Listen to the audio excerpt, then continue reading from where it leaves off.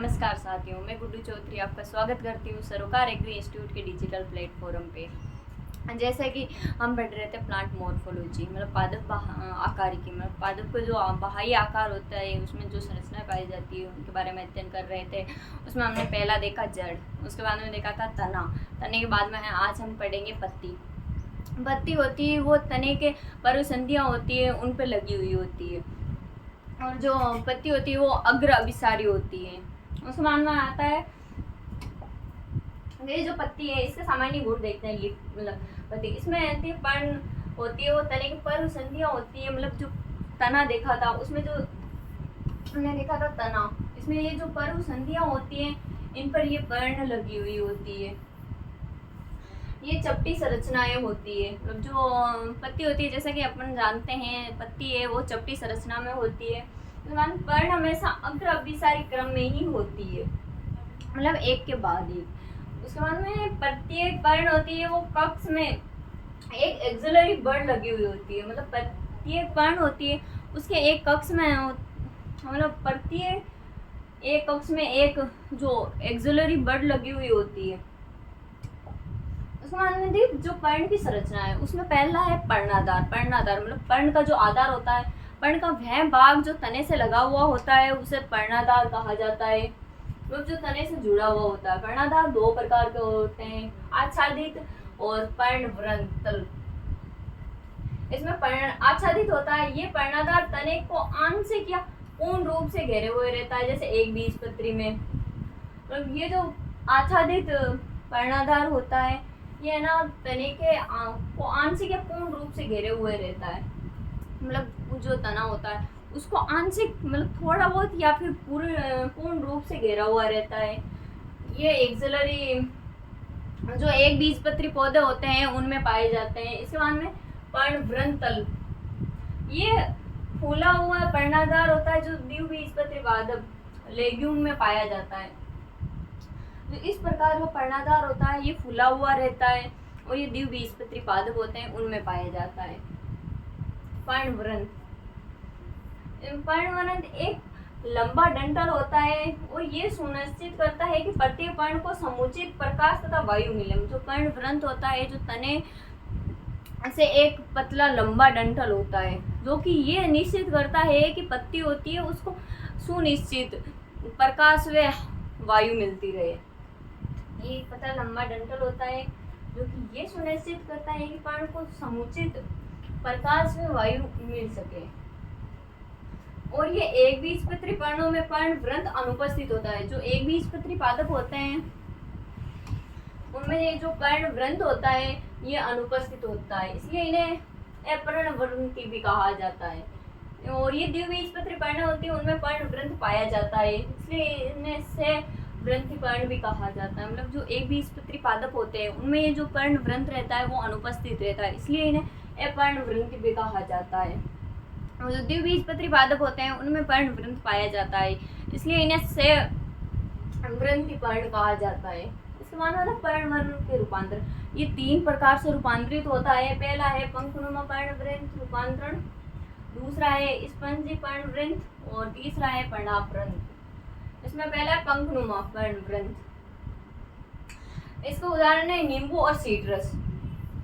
नींबू और जो सीट्रस कुल के पत्तियां होती है उनका जो पर्णवृंत होता है वो पंखनुमा रूपांतरित हो जाता है। इसके बाद में स्पंजी पर्णवृंत, इसमें ना इसके एग्जाम्पल है जलकुंभी जिसे आइकॉर्निया भी कहा जाता है। इस बाद में पर्णावृंत फाइलोइड, इसके एग्जाम्पल है ऑस्ट्रेलियन बबूल। जो ऑस्ट्रेलियन बबूल होता है उसमें पर्ण होती है वो अल्पजीवी होती है, जो प्रकाश संश्लेषण करने के लिए पर्णवृंत चौड़ा व हरा होकर प्रकाश संश्लेषण का कार्य करता है, इसलिए इसे पर्णावृंत भी कहते हैं।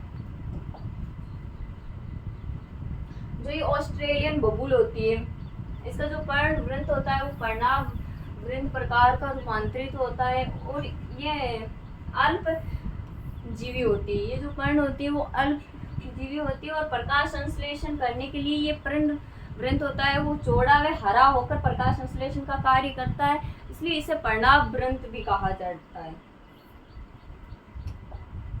इसके बाद है पर्णाभ्यस्तम। प्रणाम स्तंभ होता है, इस एग्जाम्पल होता है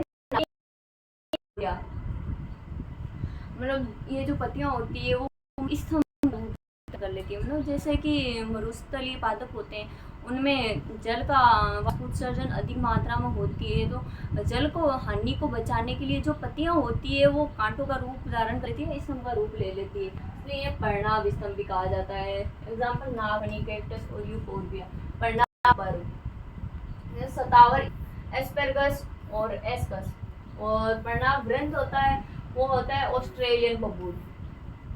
इसके बाद भाग पर्णफलक। पर्ण का फैला हुआ हरा चौड़ा भाग होता है जो पर्ण होती है, जैसा हम अपन देखते हैं पर्ण का जो मध्य का भाग होता है जो हरा चौड़ा फैला हुआ रहता है उसे पर्णफलक कहा जाता है। पर्णफलक का मुख्य कार्य होता है प्रकाश संश्लेषण और वात उत्सर्जन करना। प्रकाश संश्लेषण, जो पत्तियां हरी होती है इनमें हरित लवक वर्णक पाए जाते हैं और ये प्रकाश संश्लेषण का कार्य करती है और भोजन का निर्माण करती है। और यहीं से ही यही भाग है जहाँ से वाष्प उत्सर्जन होता है वो अत्यधिक मात्रा में होता है, क्योंकि जो पत्तियां होती हैं उनमें सूक्ष्म रंध्र पाए जाते हैं, उनकी वजह से वाष्प उत्सर्जन की वजह से जो जल होता है वो वायुमंडल में जाता है। और इसमें अगला है लेमिना। ये मुख्य सिरा होती है, पार्श्व सिरा तथा सिरिकाएं होती है। ये जो लेमिना होती है ये एक मुख्य सिरा हो सकती है या पार्श्व सिराएं हो सकती है, सिरिकाएं भी हो सकती है। आगे जो पर्णाधार में दो पार्श्वीय पत्तीनुमा संरचनाएं होती है उन्हें अनुपर्णी कहा जाता है। ये जो पर्णाधार होता है उसमें जो पार्श्वीय पत्तीनुमा जो संरचनाएं पाई जाती हैं उन्हें अनुपर्णी कहा जाता है। उसके बाद में तीसरा पॉइंट आता है सिरा विन्यास। पत्ती होती है उसमें किस प्रकार का सिरा विन्यास पाया जाता है? पत्ती होती है उसमें दो प्रकार के सिरा विन्यास पाए जाते हैं, जालिकावत सिरा विन्यास और समांतर सिरा विन्यास। मतलब कि जो पादप जिनमें जालिका के समान सिराविन्यास पाया जाता है उनको जालिकावत सिराविन्यास कहते हैं, और जिन पादपों में जो पत्ती होती है उसमें समांतर सिराएं पाई जाती है उसको समांतर सिराविन्यास कहा जाता है। जो पत्ती होती है उसमें इस प्रकार का सिराविन्यास पाया जाता है जिसमें बहुत सारी मुख्य सिरा से बहुत सारी सिराएं निकली हुई होती है, मतलब एक जाल के रूप में रहती है, उन्हें जालिकावत सिराविन्यास कहा जाता है। तथा जिन पत्तियों में जो मुख्य सिरा से सीधी सिराएं निकली हुई होती है उन्हें समांतर रूप से सिराएं निकली हुई होती है उन्हें समांतर सिराविन्यास कहा जाता है। इसमें पहला है रेटिकुलेट वेंसन, मतलब समांतर सिराविन्यास।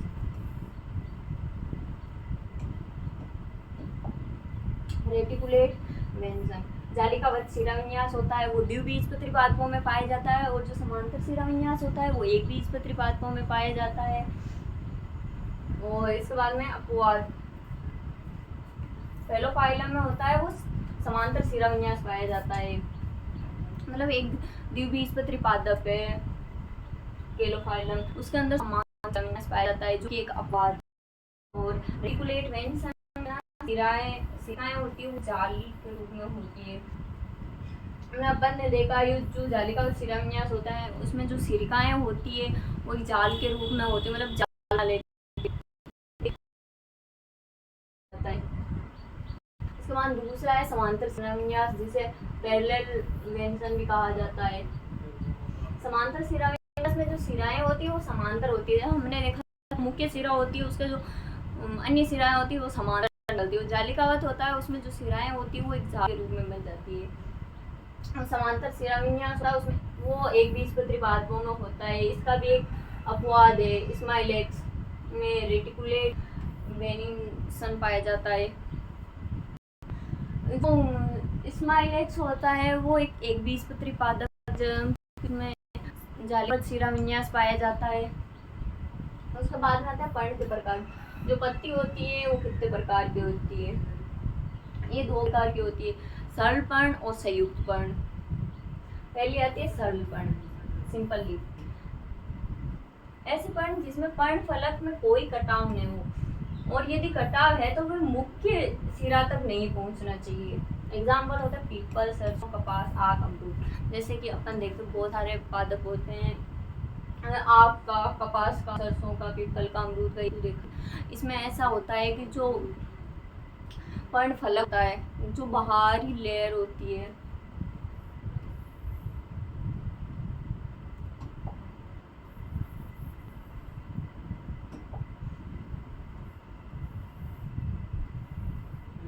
जैसे ये पत्ती होती है, ये बाहरी भाग होता है, ये जो बाहरी लेयर होती है, इसमें कोई भी कटाव नहीं है। यदि कटाव है भी तो ये इस मुख्य सिरा तक नहीं पहुंचना चाहिए। ये होता है सरल पर्ण विन्यास। उसके बाद में होता है संयुक्त। संयुक्त पर्ण में ऐसा होता है जब कोई पर्ण फलक के कटाव मध्य सिरा तक पहुंच जाए तब पर्ण को छोटे छोटे पर्णकों में विभाजित हो जाती है और तब मध्य सिरा रेखिस या पीचक कहलाता है। इसमें जो संयुक्त पर्ण होती है, इसमें जो पर्ण फलक होते हैं, इनमें कटाव मध्य सिरा तक पहुंच जाए तब ये पर्ण होती है, ये छोटे छोटे भागों में या पर्णकों में विभाजित हो जाती है और तब ये मध्य सिरा रेखीय पीचक कहलाती है। संयुक्त पर्ण होती है वो दो प्रकार की होती है, पीचाकार संयुक्त पर्ण और हस्ताकार संयुक्त पर्ण। इसमें पहला है पीचाकार संयुक्त पर्ण। इस प्रकार की पर्ण होती है संयुक्त रूप से पर्णक पक्ष के अलग अलग बिंदुओं पर लगी हुई होती है। उदाहरण है नीम और गुलाब। जैसे इस प्रकार की जो पर्ण होती है, वो जो पर्णक होता है उसके कक्ष होता है, उसमें अलग अलग बिंदु होते हैं, उन पे लगी हुई होती है। एग्जाम्पल है नीम और गुलाब। उसके बाद में आती है हस्ताक्षर संयुक्त पर्ण। इसमें ऐसे संयुक्त पर्ण है जिसमें सभी पर्णक अक्ष एक ही बिंदु पर लगे हुए होते हैं, सिल्क, कॉटन, बेलपत्र और नींबू। इसमें जो ये पर्णक होते हैं वो एक ही कक्ष पर लगे हुए होते हैं, जबकि जो पीचाकार संयुक्त पर्ण होती है उसमें जो पर्ण होता है वो अलग अलग अक्ष पर लगे हुए होते हैं। उसके बाद आता है पर्ण विन्यास। इनका जो विन्यास होता है वो दो प्रकार से होता है, एकांतर विन्यास, विपरीत पर्ण विन्यास और चक्रीय पर्ण विन्यास। इसमें पहला है, इसमें होता है पर्ण विन्यास। ये इस तरह शाखा का पर्ण के लगने की व्यवस्था को ये पर्ण विन्यास कहते हैं। जो मतलब तना होता है उस पर जो पर्ण लगी हुई होती है उसके जो व्यवस्थित रूप से लगने की व्यवस्था को ही पर्ण विन्यास कहा जाता है। पर्ण विन्यास भी तीन प्रकार के होते हैं, एकांतर पर्ण विन्यास, विपरीत पर्ण विन्यास और चक्रीय पर्ण विन्यास। इसमें पहला आता है एकांतर पर्ण विन्यास। ये जो एकांतर पर्ण विन्यास होते हैं, इसमें जो पर्व संधियां होती है वो एक ही पर्ण पर लगी हुई होती है। एकांतर पर्ण विन्यास होता है उसमें जो ये पर्ण लगे हुए होते हैं, पर्व संधियां होती है उन पर एक ही पर्ण पर लगी हुई होती है। और ये विपरीत पर्ण विन्यास होता है, इसमें प्रत्येक पर्व संधि पर दो पर्ण उपस्थित होती है। जो एकांतर पर्ण विन्यास होता है उसमें जो पर्व संधियां होती है उसमें एक के बाद ऐसे एक एकांतर रूप में लगी हुई होती है। जबकि ये विपरीत पर्ण विन्यास होता है, इसके अंदर एक ही अक्ष पर पढ़ने लगी हुई होती है। इसमें एग्जाम्पल है आप क्लोट्रोपिस और अमरूद। उसके बाद में आता है चक्रीय पर्ण विन्यास।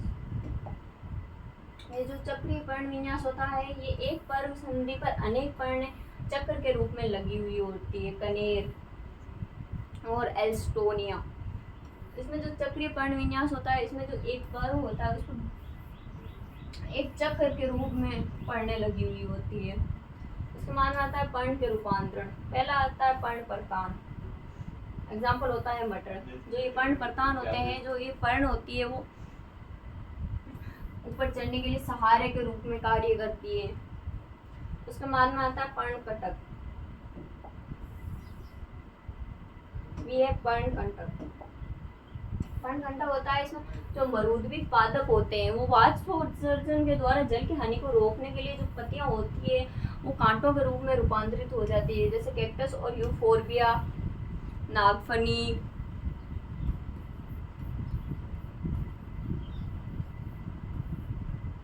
ये पर्ण कटक होता है, इसमें जो ये पत्तियां होती है वो मतलब मरुद्भिद मरुस्थल के जो पादप होते हैं उनमें वाष्पोत्सर्जन की क्रिया से जल की हानि को रोकने के लिए ये कांटों के रूप में रूपांतरित हो जाती है।